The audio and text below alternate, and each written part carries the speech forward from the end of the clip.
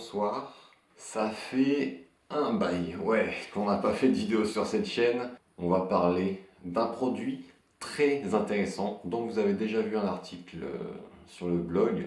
Quand on va rouler, c'est toujours pénible de gonfler ses pneus à la pompe à main. Pourquoi? Parce que ça fait mal au bras. Donc, la solution idéale, ce serait d'avoir un compresseur qui fonctionne sur batterie, non?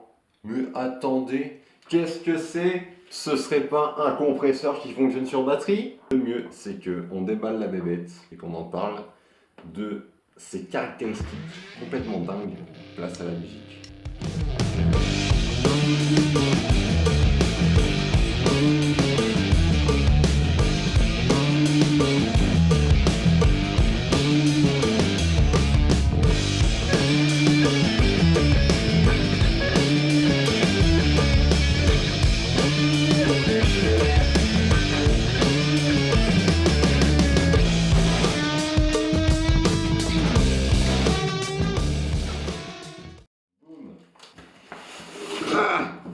Boum! Hop là! C'est pas très lourd et c'est très compact. Franchement, c'est un très beau produit qui est très bien fini. Bon, c'est un compresseur, hein, ça reste un compresseur, c'est pas non plus une féfé. On a le tuyau d'arrosage, tac, qui est assez long, hein, franchement. Dessus, on a l'écran LCD, je vais l'allumer pour que vous puissiez voir. On a la petite manette pour régler la pression. Ici, on a le switch pour l'allumer ou pour l'éteindre, des LED pour indiquer le niveau de batterie. J'avoue que quand je l'ai déballé, j'ai pas capté tout de suite qu'il y avait une petite trappe à l'arrière pour ranger le câble de recharge pour le brancher sur secteur. Il y a aussi l'adaptateur pour allume-cigare ainsi qu'un adaptateur pour une prise américaine qui sont tout là-dedans. Il faut juste le savoir. Ok, le compresseur peut délivrer une pression maximale de 20 bars, ce qui est beaucoup pour un si petit compresseur. Quelque chose qui me plaît aussi sur ce compresseur, c'est la précision du réglage de pression.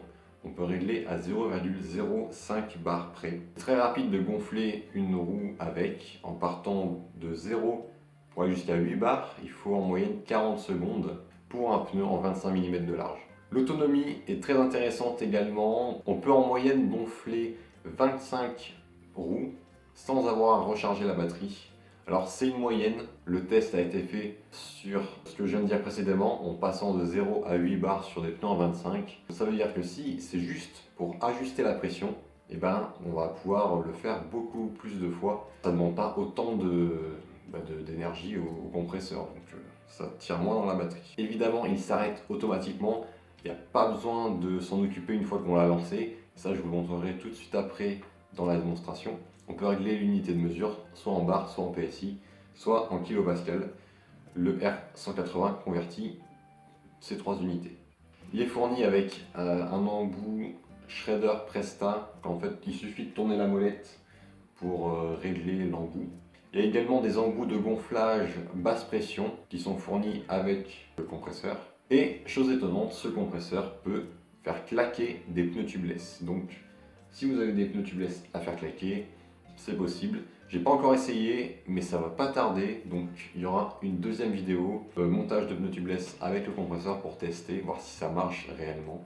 Bon, alors par contre, même si c'est très pratique comme appareil, ça fait beaucoup de bruit. Et je vais vous l'allumer, vous allez voir le bruit qu'il fait.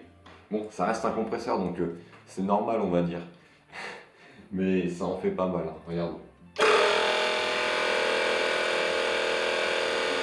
Ça fait un peu de bruit, il y a de quoi réveiller un chat.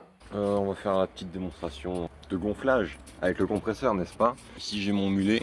Si vous voulez une vidéo pour que je vous présente un peu ce vélo, s'il a reçu une nouvelle peinture, dites-le en commentaire. Sur l'écran LCD, qui n'est pas très lumineux, j'ai ma pression qui est en mémoire en bas, donc 6,5 bars. Vous voyez ici, je suis en barre. Juste à appuyer pour changer l'unité. Voilà, 6,5 bars, c'est ce que je vais mettre dans mes pneus. Le pneu arrière est à peine dégonflé. Ce sera donc pour montrer le temps qu'il met pour ajuster la pression quand il y a très peu de pression à remettre. Par contre devant c'est à plat. Donc on verra aussi combien de temps il lui faut pour passer de 0 à 6,5.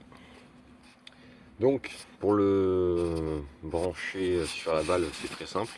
Il suffit de vérifier qu'on soit bien en mode Presta. Il y a un P ici, et alors que ici il y a le S. Et après on vient tout simplement se visser comme ça. Et voilà. Une fois que c'est bon, il ne reste plus qu'à appuyer sur le bouton rouge. Et c'est parti.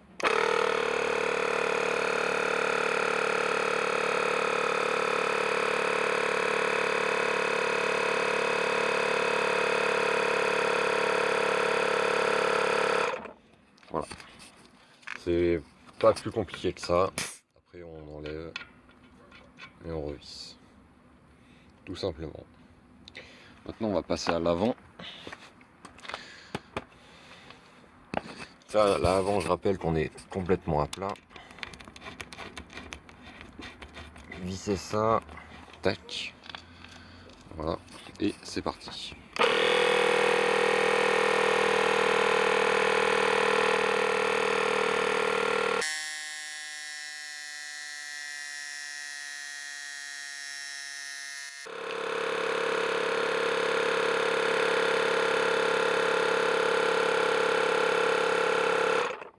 Bon voilà, vous avez vu, c'est très facile de gonfler puisqu'il n'y a rien à faire à part brancher tuyau d'arrosage à la valve et appuyer sur le bouton rouge. Pour les flemmards, c'est vraiment très pratique. Je vous rappelle, ce compresseur, c'est le Poggio R180 disponible aux alentours de 250 €, il me semble. J'ai pas la fiche du coup sous les yeux puisque je tiens le gros bébé là. Un produit qui peut être vraiment très utile parce que c'est, comme vous l'avez vu, c'est ultra simple de gonfler un pneu. Ça se fait tout seul, ça ne demande pas d'effort. Mais vu comment ça va, je te dérange pas? Apparemment non. Dans quelques temps, vous verrez la suite où je monterai des pneus tubeless avec ce compresseur pour voir si ça marche vraiment. D'ici là, on vous dit à très vite. Enfin non, pas elle. On vous dit à très vite pour une prochaine vidéo. Ciao tout le monde. Qu'est-ce qu'il y a? Un souci?